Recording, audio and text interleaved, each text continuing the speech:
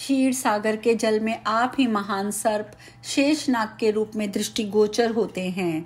राम, आप उस स्वरूप से देवता, गंधर्व, देवताओं के सहित तीनों लोकों को धारण करते हैं। श्री राम, मैं ब्रह्मा आपका हृदय हूँ, सरस्वती देवी जिह्वा हैं, आपके द्वारा अपनी माया से उत्पन्न किए हुए देवता आपके अंगों में रोम हैं। आपका आंख मूंदना रात्रि और आंख खोलना दिन है। शरीर संस्कार की उत्पत्ति आपसे ही हुई है, आपके बिना इस जगत की स्थिति नहीं है। संपूर्ण विश्व आपका शरीर है, पृथ्वी आपकी स्थिरता है, अग्नि आपका कोप है और शेष अवतार श्रीमान लक्ष्मण आपके प्रसाद हैं।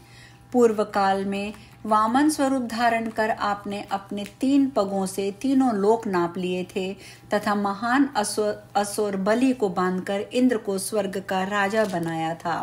आप ही काल स्वरूप से समस्त लोकों का संहार करके अपने भीतर लीन सब और केवल भयंकर 91 के दृश्य उपस्थित करते हैं। उस समय दृश्य और अदृश्य में कुछ भेद नहीं रहता। आपने नरसिंह अवतार के समय परम अद्भुत एवं दिव्य सिंह का शरीर धारण करके समस्त प्राणियों को भय देने वाले हिरण्यकश्यपु नामक दैत्य का वध किया। आपने ही हयग्रीव अवतार धारण करके पाताल के भीतर प्रवेश करके दैत्यों का अपहरण किए हुए वेदों के परम रहस्य और यज्ञ यज्ञादि के प्रकरणों को पुनः प्राप्त किया था। आपने ही जो परम ज्योति स्वरूप तत्व सुना जाता है, जो परम उत्कृष्ट परम ब्रह्म के नाम से श्रवण गोचर होता है, जिसे परमात्मा कहा जाता है और जो परम मंत्र और परम तेज है, उसके रूप में आपके ही स्वरूप का प्रतिपादन किया जाता है। हव्य, कव्य, पवित्र, स्वर्ग और मोक्ष की प्राप्ति, संसार की उत्पत्ति, स्थिति, संहार, ये सब आपके ही कार्य हैं। ज्ञानी पुरुष आपको प्रकृति से परे बतलाते हैं। वेदों के द्वारा आप ही यज्ञ यजमान, होता, अधर्वयो यज्ञ फलों के भोक्ता कहे जाते हैं। सीता साक्षात लक्ष्मी जी हैं। आप स्वयं प्रकाश विष्णु, कृष्ण एवं प्रजापति हैं। आपने रावण का वध करने के लिए मानव शरीर में प्रवेश किया है। कर्म करने वालों में श्रेष्ठ श्री रामचंद्र जी, आपने हमारा ये कार्य पूर्ण कर दिया है। रावण मारा गया है, इससे संपूर्ण देवताओं को आपने प्रसन्न कर दिया है। देव, आपका बल अमोघ है, अचूक पराक्रम कर दिखाने वाले हे श्री राम, आपको नमस्कार है। राम, आपके दर्शन और स्तवन भी अमोघ हैं। हे देव, जो मनुष्य इस पृथ्वी पर आप पुराण पुरुषोत्तम का भली भांति भजन करते हुए निरंतर आपके चरणों में भक्ति रखेंगे, वे जीवन में कभी असफल नहीं होंगे। जो लोग परम ऋषि ब्रह्मा जी के मुख से निकले हुए इस पुरातन इतिहास रूप पुण्यमय स्त्रोत का पाठ करेंगे, उनका कभी पराभव नहीं होगा। ये महात्मा श्री रघुनाथ जी का स्त्रोत है, जो सब स्त्रोतों में श्रेष्ठ है। जो प्रतिदिन तीनों समय इस स्त्रोत का पाठ करता है, वह महापातकी होने पर भी मुक्त हो जाता है। श्री द्विजों को चाहिए कि वे संध्या के समय, विशेषतः श्राद्ध के अवसर पर भक्ति भाव से मन लगाकर प्रयत्न पूर्वक इस स्त्रोत का पाठ करें। यह परम गोपनीय स्त्रोत है, इसे कभी कहीं और अनाधिकारी व्यक्ति से नहीं कहना चाहिए। इसके पाठ से मनुष्य मोक्ष प्राप्त कर लेता है, निश्चय ही उसे सनातन गति प्राप्त होती है। नरश्रेष्ठ ब्राह्मणों को श्राद्ध से पहले तथा पिंड पूजा के बाद भी इस स्तोत्र का पाठ करना चाहिए, इससे श्राद्ध अक्षय हो जाता है। यह परम पवित्र स्तोत्र मनुष्यों को मुक्ति प्रदान करने वाला है। जो एकाग्र चित्त से इस स्तोत्र को लिखकर अपने घर में रखता है, उसकी आयु, संपत्ति तथा बल की प्रतिदिन वृद्धि होती है। जो बुद्धिमान पुरुष कभी इस स्तोत्र को लिखकर ब्राह्मण को देता है, उसके पूर्वज मुक्त होकर श्री विष्णु के परम पद को प्राप्त होते हैं। चारों वेदों का पाठ करने से जो फल मिलता है, वही पाठ मनुष्य इस स्तोत्र का पाठ और जप करके पा लेता है। अतः भक्तिमान पुरुष को यत्नपूर्वक इस स्तोत्र का पाठ करना चाहिए। इसके पढ़ने से मनुष्य सब कुछ पाता है, सुख पूर्वक रहकर उत्तरोत्तर उन्नति को प्राप्त होता है। आज हम कथा में अब यहीं विश्राम लेंगे। कल हम चर्चा करेंगे ऋषि पंचमी व्रत की। हरे कृष्णा। के अनेक रूप हैं और उनकी संख्या भी बहुत है। वह गंडक की नामक की गंगा परम पुण्यमयी तथा धर्म, अर्थ, काम एवं मोक्ष प्रदान करने वाली है। उस भूमि पर आज भी मेरे साथ भगवान ऋषिकेश नियम पूर्वक निवास करते हैं। उनके जल का स्पर्श करने मात्र से मनुष्य भ्रूण हत्या, बाल हत्या, गो हत्या आदि समस्त पापों से मुक्त हो जाता है। गंडकी नदी के जल का दर्शन करने से ब्राह्मण, क्षत्रिय, वैश्य, शूद्र, अन्य सभी जाति के मनुष्य सभी निश्चय ही मुक्त हो जाते हैं। विशेषतः पापियों के लिए तो ये त्रिवेणी के समान पुण्यमयी है, जहाँ ब्रह्म हत्यारे भी मुक्ति पा जाते हैं, तो औरों की बात ही क्या। महादेव आगे कहते हैं, पार्वती, मैं सदा हर समय वहां जाता रहता हूँ। वह तीर्थों में तीर्थराज है। ये बात ब्रह्मा जी ने कही है। मुनियों ने वहां स्नान और दान का विधान किया है। भगवान विष्णु द्वारा पूर्व काल में निर्मित हुआ ये क्षेत्र महान से महान है। यह वैष्णव पुरुषों को उत्तम गति प्रदान करने वाला तथा परम पावन माना गया है। देवी, इस संसार में मनुष्य का जन्म दुर्लभ है, उसमें भी गंडक नदी का तीर्थ और वहां भी श्री विष्णु क्षेत्र अत्यंत दुर्लभ है। अतः श्रेष्ठ द्विजों को आषाढ़ मास में वहां की यात्रा करनी चाहिए।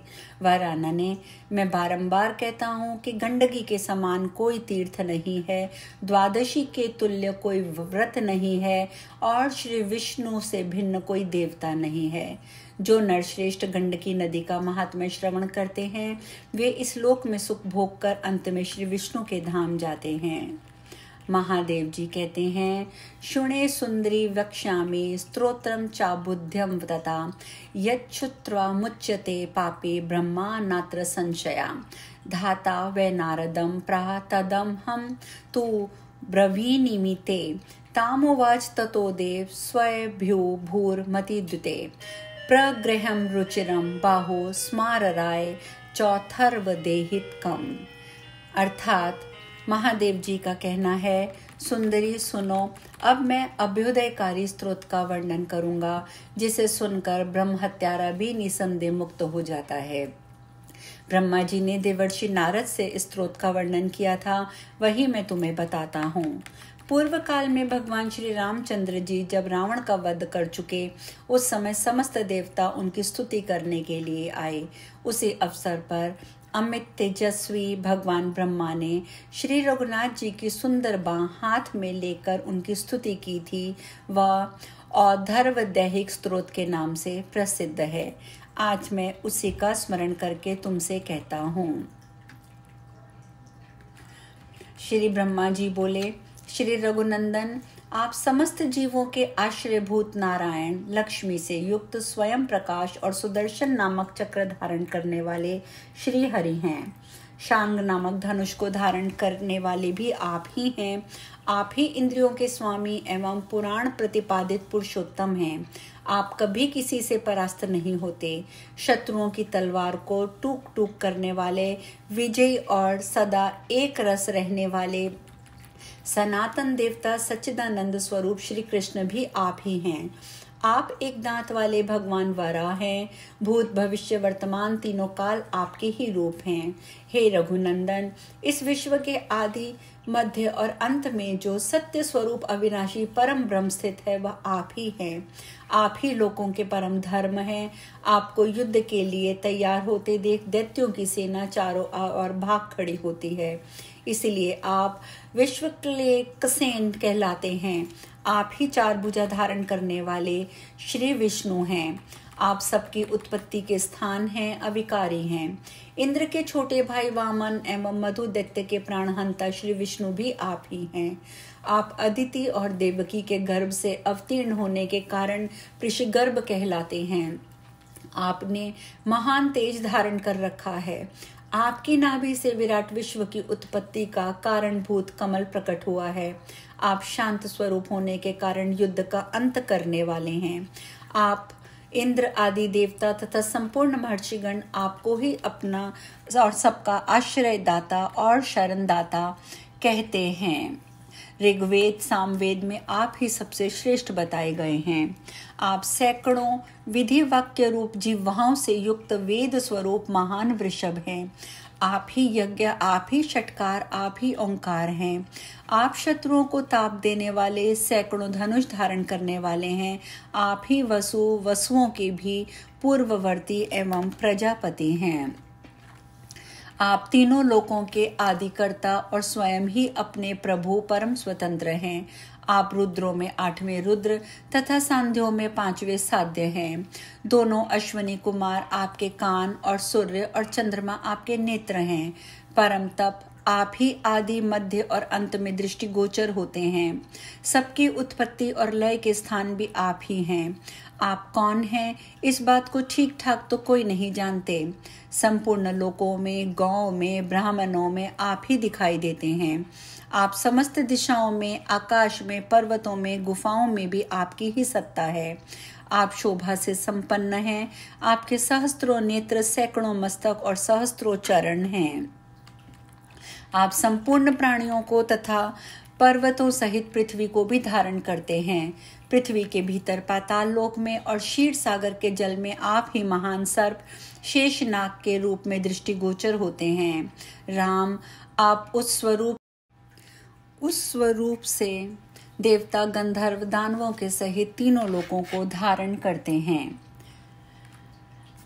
श्री राम, मैं ब्रह्मा आपका हृदय हूँ, सरस्वती देवी जिह्वा हैं। आपके द्वारा अपनी माया से उत्पन्न किए हुए देवता आपके अंगों में रोम हैं। आपका आंख मूंदना रात्रि और आंख खोलना दिन है। शरीर और संस्कार की उत्पत्ति आपसे हुई है। आपके बिना इस जगत की स्थिति नहीं है। संपूर्ण विश्व आपका शरीर है।